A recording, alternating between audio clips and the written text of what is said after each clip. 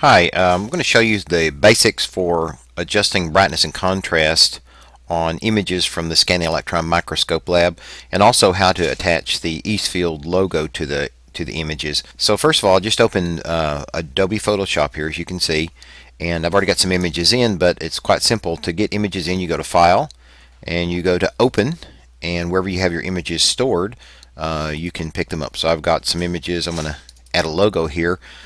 We use a standardized logo for the images that are that belong to Eastfield. So right here, I'm just going to open this one up so you can see what happens. So you just get pictures in there. I've got several images open here, and you can see that they're listed under this little tab right here, a check mark by the one that you're currently using. So let's go back to this first image right here, which is a micrograph of part of an aster flower. So in this particular case, in order to add our logo or to do any changes, we need to change the mode of the image.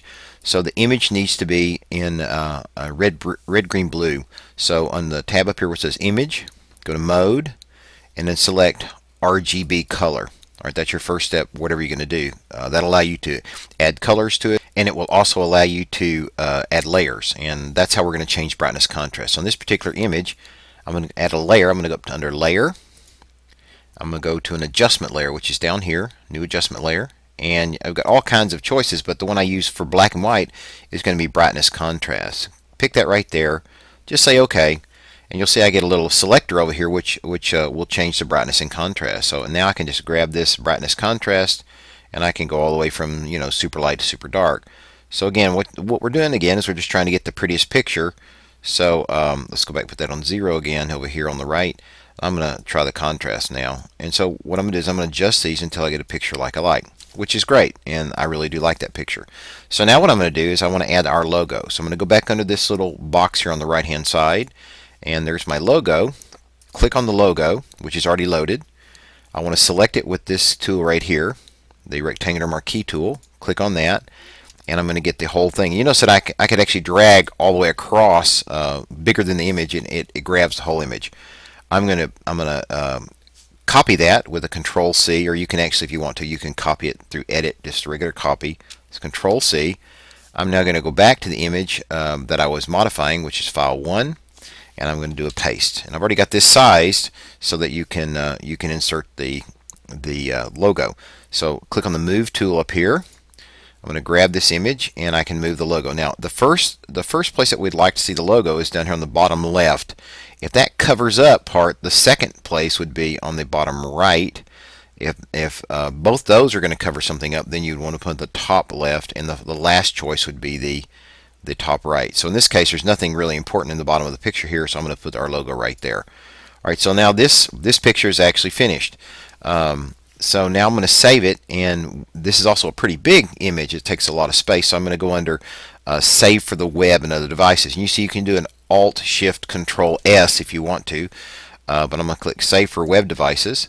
I've got a window here. I'm going to say Save. I'm going to simply navigate to the file where I want this saved, which in this case I want it to go to an SEM file, my SEM file. Aster, and you would of course pick your file, Aster for the blog. And I'm going to give it a name here, and this is I don't know, we just leave it File 1. That'll work for now. Say OK, and that's all there is to it.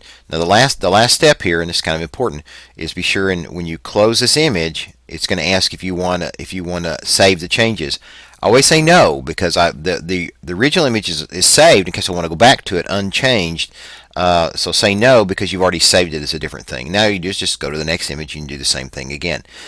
Now, let me show you on a color photo. This was taken with our dissecting scope. It's not any big deal here. In fact, let me find a. Well, that's better centered. All right. So once again, this is already in color. So you notice I don't have to select for the mode. I don't have to select the RGB because it's already selected. But what I am going to do here is I'm going to add a layer again, a new adjustment layer, and I'm going to change brightness contrast again. Say OK on that. I get my slider over here, and then these are almost always a little dark for me, so I'm going to change that. So now that we got the brightness the way we want it, you'll notice that the way I've got the screen, this image is a little bit big. So there's a couple of things. I can go under View, and I can go under Fit on Screen, or I can do a Control O. In either case, that gives you the whole thing on the screen there. So now what I'm going to do is these images are way too big for the web. So we're going to go down to image size. And we only have to do this on the pictures taken with the dissecting scope. And we're going to change this to 1280. Notice when I did that it also changed the height. So these guys are actually locked together. It's these boxes down here. You make sure they're checked. I'm going to say OK. Now I'm going to do Control O to see it's to make it fit on the screen again. And that's what the picture looks like. Now I can paste in Control V our logo. And our logo goes right down in the corner right here. Once again, what I'm going to do is I'm going to save for the web, and we're just going to leave that image name right there. Actually, I want to do this. This is the stigma. No, sorry, the carpal.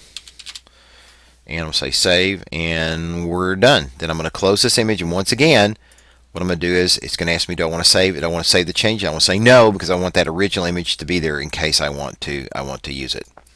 All right, so that's pretty much how you work in Photoshop. Very basic ideas of actually changing the brightness contrast. Remember, you have to go up under Image. Your first step with black and white pictures is to make them RGB color, red, green, blue color.